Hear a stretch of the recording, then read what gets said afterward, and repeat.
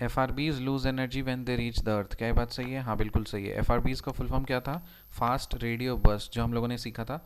जो electromagnetic radiations का जो बर्स्ट होता है ना रेडियो वेव्स का, उसको बोलते हैं एफ आर बीज। सो जैसे ही वो धरती पे पहुंचते हैं ना, वो अपना एनर्जी को लूज कर देते हैं।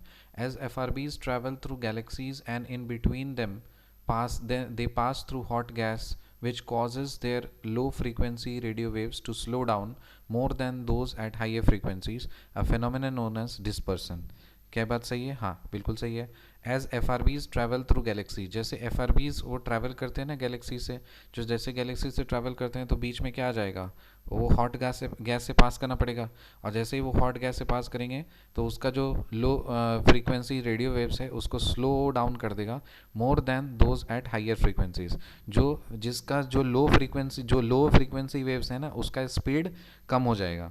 ठीक है, हाइयर फ्रीक्वेंसीज है तो स्पीड ज़्यादा होगा, लेकिन देखिए दोनों का कम करेगा, लेकिन जो लो फ्रीक्वेंसी रेडियो वेव्स होगा ना, उसका स्पीड ज़्यादा कम कर देगा, to slow down more than those at higher frequencies. और उस प्रोसेस को बोलते हैं dispersion.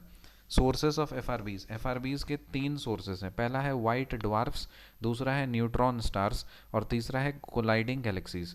White dwarfs, neutron stars और colliding galaxies. White dwarfs, neutron stars और कोलाइडिंग गैलेक्सीज। जो वाइट ड्वार्फ्स हैं वो क्या होता है? डेंस होता है, हॉट कॉम्पैक्ट स्टार रेमिनेंट्स। ये डेंस होता है और हॉट कॉम्पैक्ट स्टार रेमिनेंट्स होता है। Dense and hot compact star remnants को वाइट ड्वार्फ्स बोलते हैं।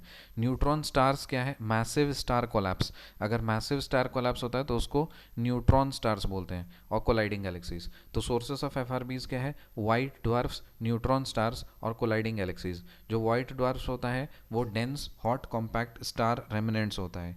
न्यूट्रॉन स्टार्स जो होता है वो मैसिव स्टार कोलैप्स होता है। और कोलाइडिंग गैलेक्सीज, फिर gamma ray burst G R बीज, जो हमने देखा था एफ आर बीज देखा था, फास्ट रेडियो बर्स्ट, और फिर है गामा रे बर्स्ट। तो gamma ray burst G R Bs have the potential to temporarily destroy the ozone layer. जो गामा रे बर्स्ट है ना जी आर बीज, उनका ये पोटेंशियल रहता है कि वो ओजोन को डिस्ट्रॉय कर सकते हैं। जी आर बीज का पोटेंशियल रहता है कि वो टेम्परली ओजोन लेयर को डिस्ट्रॉय कर सकते हैं। So G R Bs are the most powerful and violent explosions in the known universe. पूरे यूनिवर्स में सबसे वायलेंट और सबसे ज़्यादा पावरफुल एक्सप्लोजन क्या होता है? Gamma ray bursts, GRBs, gamma ray bursts।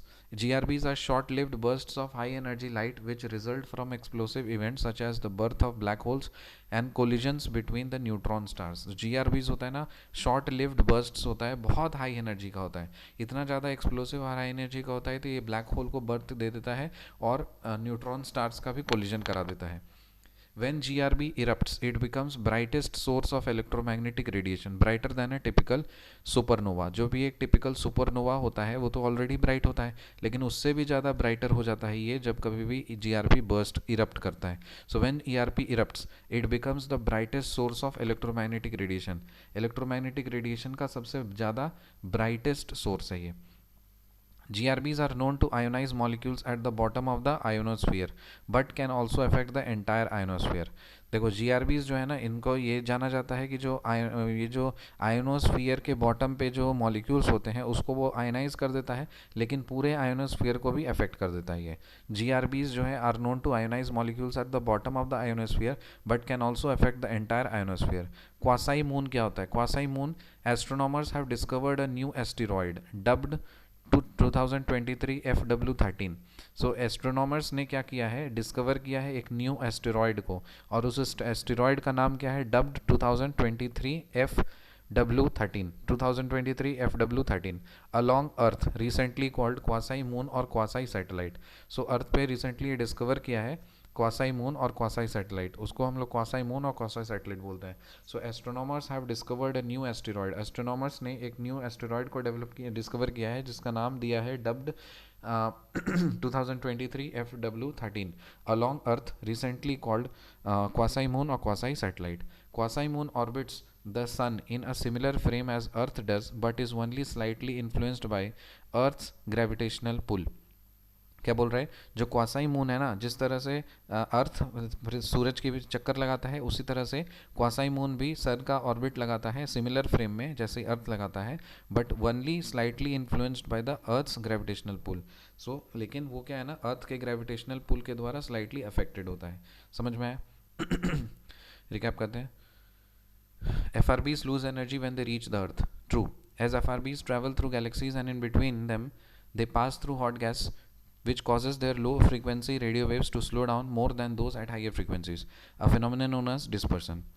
Sources of FRBs: white dwarfs, dense hot compact star remnants, फिर न्यूट्रॉन स्टार से मैसिव स्टार कोलैप्स, फिर एक colliding galaxies. Gamma ray bursts, GRBs.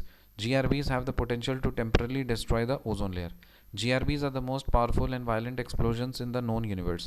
GRBs are short-lived bursts of high-energy light which result from explosive events such as the birth of black holes and collisions between the neutron stars. When GRBs erupts, it becomes the brightest source of electromagnetic radiation, brighter than a typical supernova.